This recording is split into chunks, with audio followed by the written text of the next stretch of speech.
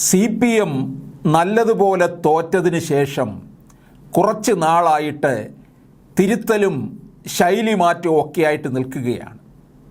ഇപ്പോൾ ഇതാ ചില കാര്യങ്ങൾ തീർച്ചപ്പെടുത്തിയിരിക്കുകയാണ്. സർക്കാരിൻ്റെ ശൈലിയല്ല തെരഞ്ഞെടുപ്പിലെ തിരിച്ചടിക്ക് കാരണമെന്ന് CPM വിലയിരുത്തൽ.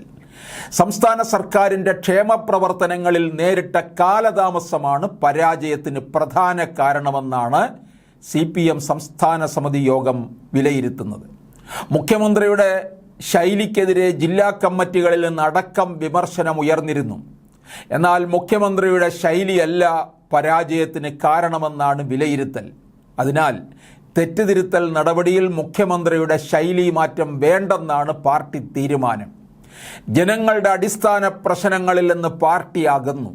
പാർട്ടിയുടെ പ്രവർത്തനത്തിന് യുവാക്കൾ എത്തുന്നില്ല എന്നുള്ളതും സംസ്ഥാന സമിതി യോഗത്തിൽ ഉയർന്നു.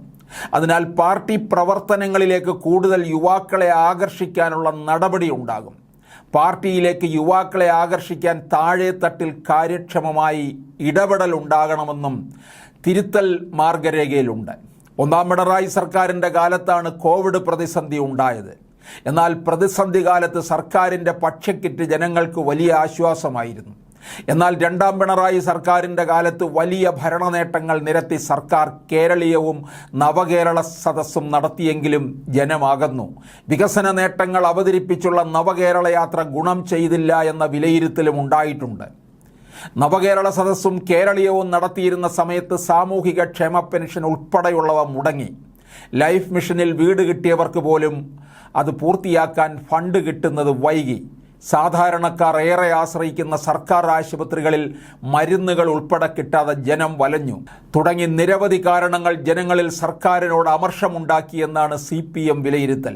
ഇത് മറികടക്കാൻ അടിസ്ഥാന പ്രശ്നങ്ങളിൽ കൂടുതൽ ശ്രദ്ധ പതിപ്പിച്ചിട്ടുള്ള രീതി വേണമെന്നാണ് തെറ്റുതിരുത്തലിൻ്റെ ഭാഗമായി ആവശ്യപ്പെടുന്നത്. ഇത് കണക്കിലെടുത്ത് ക്ഷേമപ്രവർത്തനങ്ങൾക്ക് സർക്കാർ പ്രഥമ പരിഗണന നൽകും. ജനങ്ങളുടെ അടിസ്ഥാന പ്രശ്നങ്ങൾ പരിഹരിക്കുന്നതിന് വേണ്ടി ഇടപെടണം.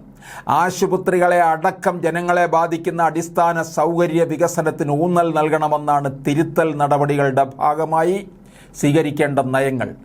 പാർട്ടി വോട്ടുകൾ BJPയിലേക്ക് പോയിട്ടുണ്ടെന്ന വിലയിരുത്തലാണ് CPMനുള്ളത്. അതിനാൽ BJPയിലേക്ക് പോയ വോട്ടുകൾ തിരികെ കൊണ്ടുവരാനുള്ള നടപടികൾ എടുക്കണം. ക്ഷേത്രങ്ങളിൽ വർഗീയ ശക്തികൾ കടന്നു കയറിയത് തടയണം. ഇതിനായി CPM നേതാക്കൾ ക്ഷേത്രകാര്യങ്ങളിൽ കൂടുതൽ സജീവമായി ഇടപെടണം. BJP RSS പ്രവർത്തകർ ക്ഷേത്രകാര്യങ്ങളിൽ ഇടപെടുന്നതിലൂടെ ഉണ്ടാക്കുന്ന സ്വാധീനം കുറയ്ക്കുകയാണ് ലക്ഷ്യം. അതിനൊപ്പം പാർട്ടിയുടെ താഴെത്തട്ടിലെ പ്രവർത്തനങ്ങൾ സംബന്ധിച്ച പരാതികൾ പരിഹരിക്കണമെന്നും മാർഗരേഖയിൽ ഉണ്ട്.